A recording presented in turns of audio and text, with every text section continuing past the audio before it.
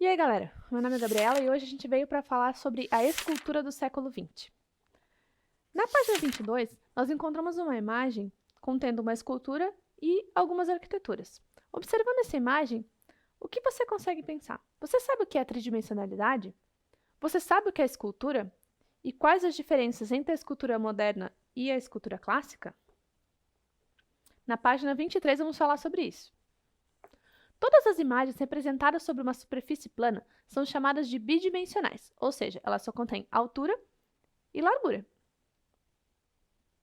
As esculturas, por sua vez, são chamadas de tridimensionais, contêm 3 dimensões, altura, largura e profundidade, ou também conhecida como volume. Uma escultura, por ser um elemento tridimensional, pode ser vista por vários ângulos, de frente, de lado, de costas, em cima ou abaixo dela. Também podemos perceber a escultura através do tato, isso por causa do volume das figuras. Algumas figuras escultóricas são chamadas de relevos, quando temos uma superfície gravada em cima de algo plano, como, por exemplo, as esculturas que são gravadas nas paredes. São relevos, esculturas presas à arquitetura. Mas, ainda assim, essas estruturas são essencialmente um volume acrescido a uma superfície anterior.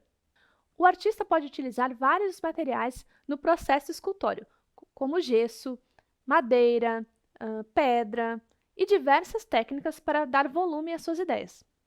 Porém, assim como a pintura sofreu grandes diferenças dentro da história da arte, a escultura também, a partir do século XX, com a arte modernista, vem se transformando numa escultura mais livre, buscando a expressão de sentimentos através da individualidade e com uma profusão de técnicas incrível.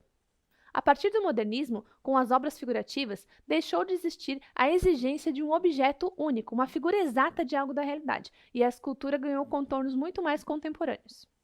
Além da escultura, outros elementos que também caminham no campo da tridimensionalidade são encontrados hoje em dia, como instalações, intervenções em espaços urbanos ou espaços fechados, assim também como a modelagem e a cerâmica. Esses elementos também envolvem altura, largura e profundidade, como as características da escultura básica. Na página 24, você encontra uma dessas correntes escultóricas, o construtivismo cinético. Para entender essa vertente, primeiro vamos entender a palavra cinético.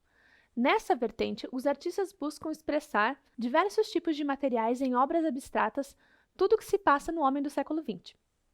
Esse tipo de obra de arte é considerada uma obra autônoma, ou seja, tem fim em si mesmo, não representando nada da realidade que nos cerca. Esse período foi uma ruptura com a escultura clássica, que vinha predominando desde os tempos da antiga Grécia. Nesse momento, os artistas param de se preocupar em representar coisas do mundo visível e começam a trabalhar suas esculturas mostrando seus pensamentos e sentimentos e sua visão de mundo. Conceito esse bem próximo de uma corrente estética que já estudamos, o expressionismo.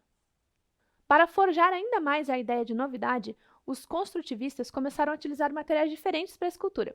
Em vez do mármore, a pedra, a madeira, que já era utilizada anteriormente, os construtivistas começam a utilizar materiais diferentes, como metal e muitas vezes materiais reaproveitáveis a partir da indústria.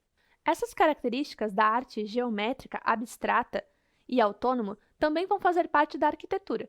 Na página 25, nós podemos observar isso nas atividades. Por exemplo, a obra de Vladimir Tallin. Do que será que é feita essa obra? Quais os materiais esse artista utilizou? Ou mesmo na página 26, qual será o material utilizado por esse artista? Qual será o tamanho dessa obra? Observando essa imagem, podemos ter diversas associações de ideias.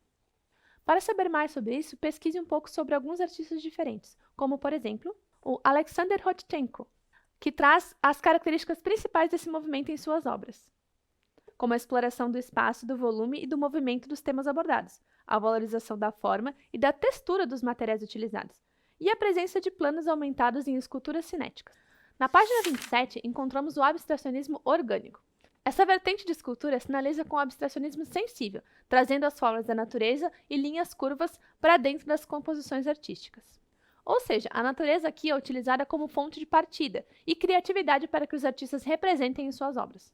Entretanto, é importante salientar que não existe nenhuma relação direta do objeto criado escultórico com o objeto natural.